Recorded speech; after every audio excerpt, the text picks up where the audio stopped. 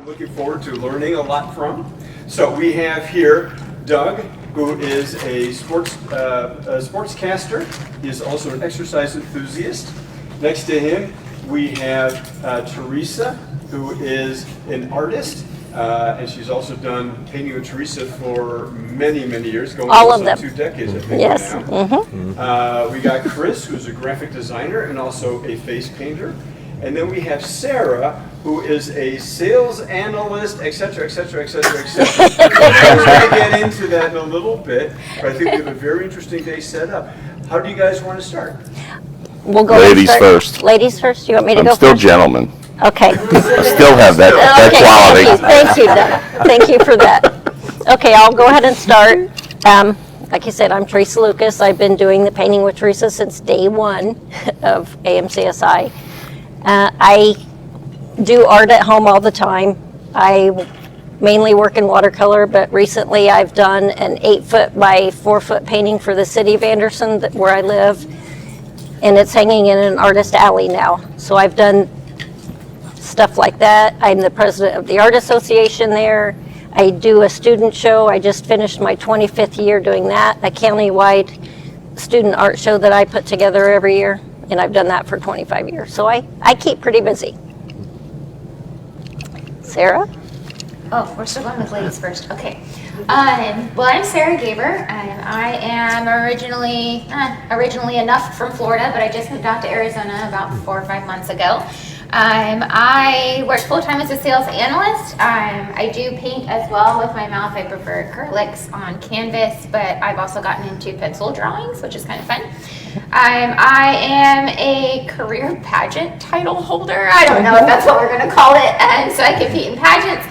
I do have 1 national title and quite a few state and regional titles. And then there was something else I was going to say. Oh, and I love to play adaptive sports. So all the extreme ones that typically could break bones are my absolute favorite. So we can talk about those too. And your travel. Oh my gosh, see, somebody needs to make me a list. And I run a travel blog with my friends. We're a full women's disabled travel blog, so we don't have any able-bodied caregivers with us. And we travel all over the country together and talk about accessibility and what travel looks like for the 3 of us as we go out with our service dogs. So it's pretty fun, and it just started, so we'll talk more about that too. Okay, let's see, what's it called? Oh, we'll get to that. It's okay. Doug, go ahead. Oh, Chris? Oh, Chris. I already put it in front of you. Doug, see, it's you now. Go, Doug. Go, Go, Doug. Chris. Okay, since you're going to do that. Yeah.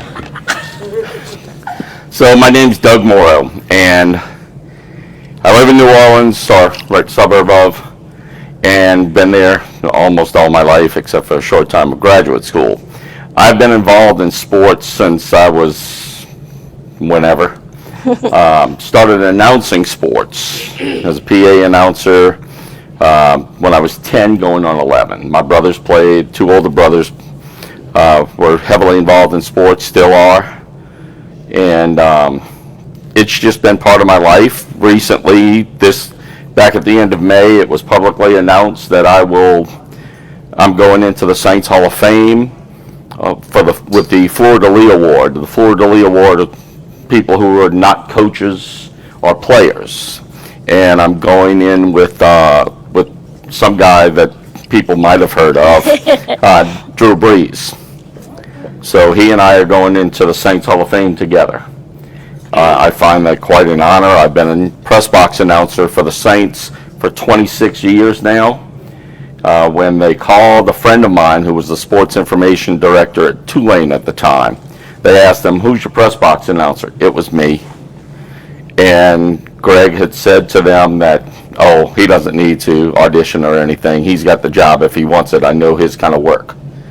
And he had been with the Sports Foundation in New Orleans prior to that, and I had written on a few events because I had also worked for the part-time for the local newspaper, the Times-Picayune, as a sports writer covering different things, had a column for a brief period.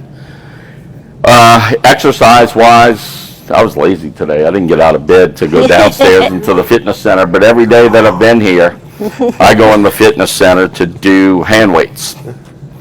Those exercises, I do 10 to 12 different exercises for my whole body. I do core with some ab crunches. I do glute pushes. So if I'm sitting in my chair and you see me start rocking like that, it's because I'm doing an exercise.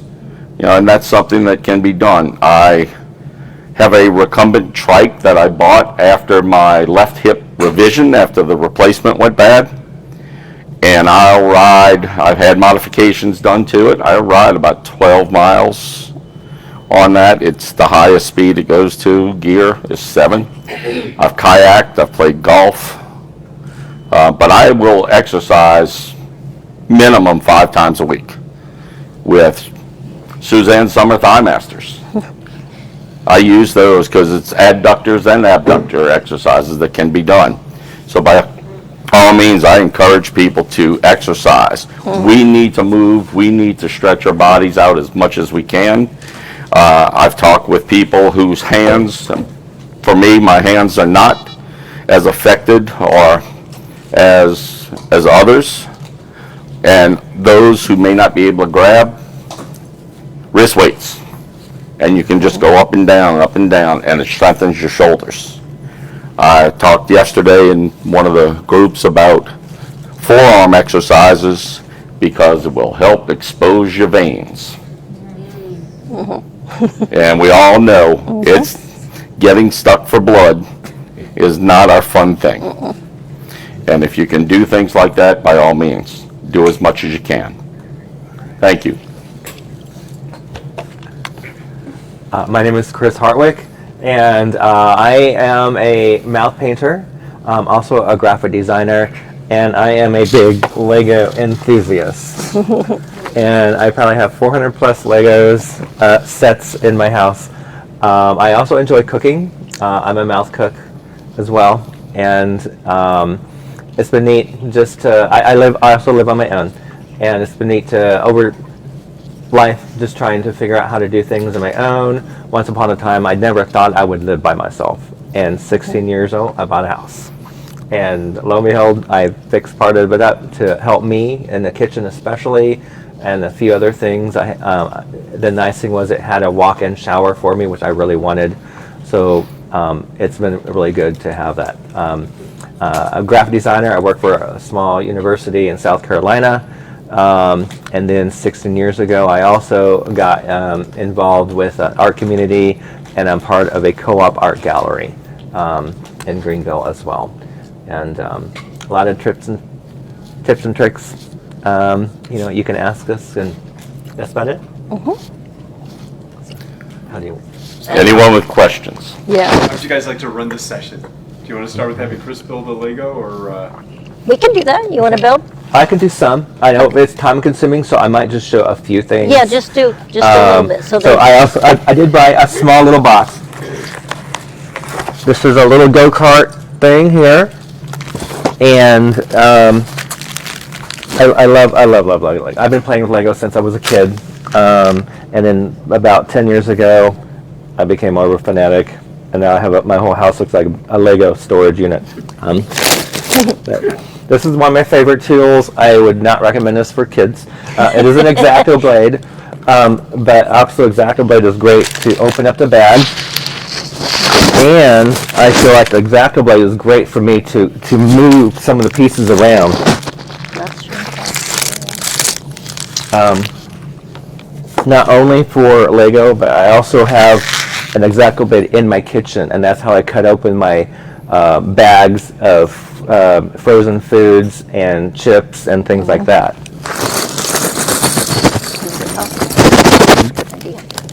So basically, since I use my mouth a lot, I'm always moving things in my mouth.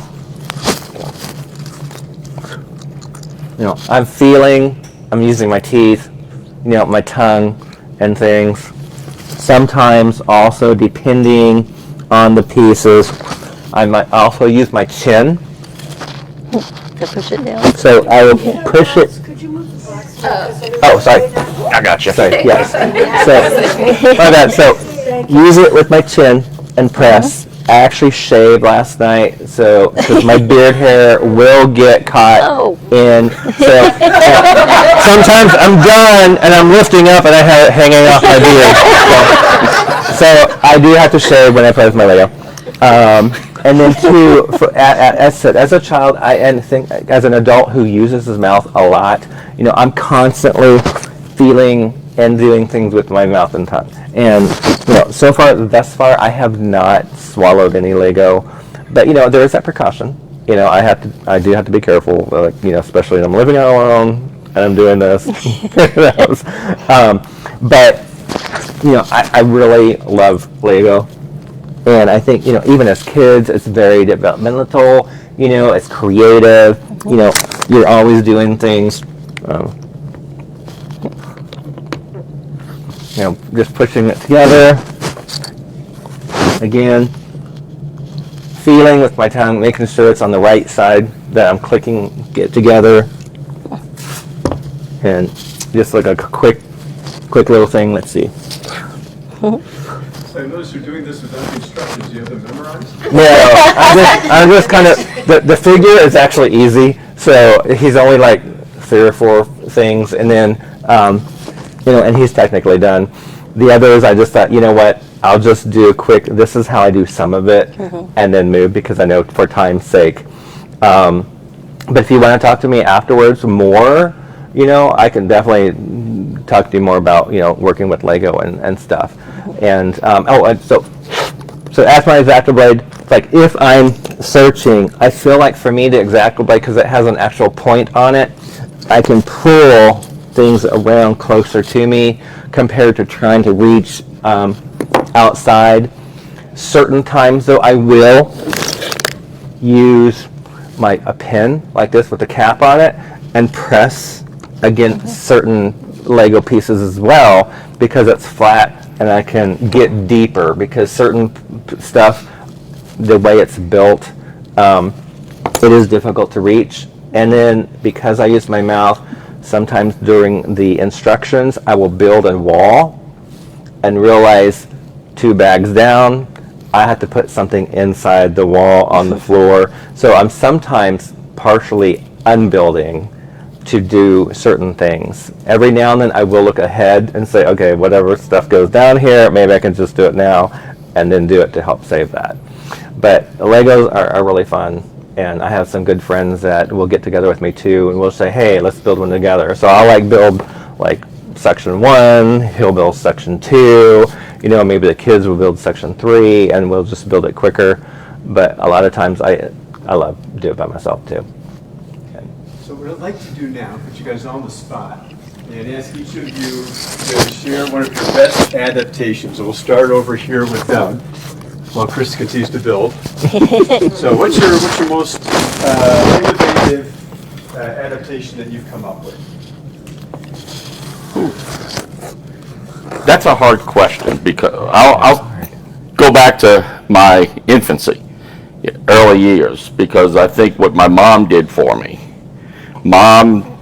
So way back when, before man discovered fire, that my mom went into the grocery store, bought different jars, whatever it was, mustard, mayo, ketchup, and threw away the contents, kept the lids, cleaned them off, and she would put fishing weights and make me curl my fingers on it to lift, and because we were just pushing.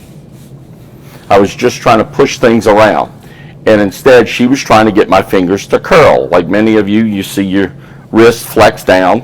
My hands were pressed against my forearms at birth, and in casting they kept pulling away and pulling away. In today's world, they wouldn't let my mom do what she had to do. They would bring me into the casting room like every 4 days or so during my first year, and she would have to hold my hand and pull it. And they would say, no, pull it more. And here I am, some little baby crying. I don't remember a thing about it. I was too young then. And that it would, when she did that, she came up with an idea of weights. I was a weightlifter way back when, didn't even know it. And that lifting mattered. And that's what she would do. I think that would be the most innovative. And that was Mom's creativity. The physical therapist said, I don't know what you're doing, but keep doing it.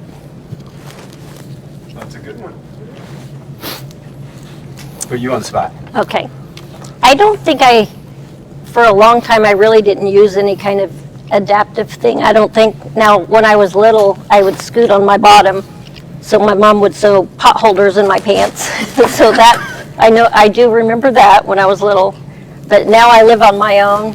My house doesn't have too much changed on it because I've learned through other AMCers that I have a friend that she lowered her toilet and did all these things, and then she went to work and couldn't get up off the toilet there because it was a little lower than hers. So I've learned from that. So I don't change too much in my house, just so I can go out and do things other places too. I don't want to be stuck at my house. But I do have some things like when I do my hair, I put my hand on the towel rod, and my dad's like really made sure it was in there so it's not going to fall when I lean on it. Of course, I don't use the top cabinets in my house. Everything's lower. The closet, I think he put the things lower so I can hang things up. But other than that, I really haven't changed too much in there. Well, how about cooking? What kind of adaptations do you do for cooking? I use my mouth a lot like Chris does, but I cook. I do all the cooking and I do all that too by myself. So I do a lot of frozen meals though. It's hard to cook just for one, so I do the frozen meals a lot too. Well, I think that's an important thing because one of the things that have come out in surveys is that, sorry to move some of the stuff over, That's right. is that adults with arthrogryposis, the majority of them walk, the majority of them can drive cars, but less than the majority of them supposedly live independently, particularly because of upper extremity things. So here I'm looking at a group who is very successful, who has learned how to do that. Probably there's a lot of things you can share that you're not even thinking of. I know, there probably in your is. life. So we have some time to hopefully explore those things and they'll go, oh yeah, that's right. That's right, yes, that's true. But Chris has already got himself ready to talk about it. I feel like the best adaptive thing I have is what I call my stick. And this is what it is. My dad has been making these as long as I can remember. And originally they were made to pull my pants up and down to go to the bathroom. And now though it's like everywhere in my house. I have a longer one that I use to grab and pull my laundry out. And I keep one in the kitchen to help me pull things closer, to use for my cooking, for like, especially like if I'm pulling the rack out of an oven and then pushing it back in with it hot. I carry one with me all the time just for bathroom needs and other needs. And I feel like this is probably the best thing I have that to me is like part of me. And again, some of them will break. It's just basically PVC pipe with a little bit of a dowel rod for structure inside. On the end is some type of plastic with an epoxy type thing that kind of somewhat sits up in the, pushes up in the middle, and then the spikes are like just rounded nails. And but I've been using these forever, and they've been helping me, you know, so much in my life. Talking about kitchen, I did modify my kitchen, and like I have pots and pans in a corner on a lazy Susan. So I just spin it around to reach out. One of my cabinets has pull-out shelves, so it's a low cabinet, and so I can reach things in there. My pantry has pull-out shelves on the lower section, so I can pull out and reach things.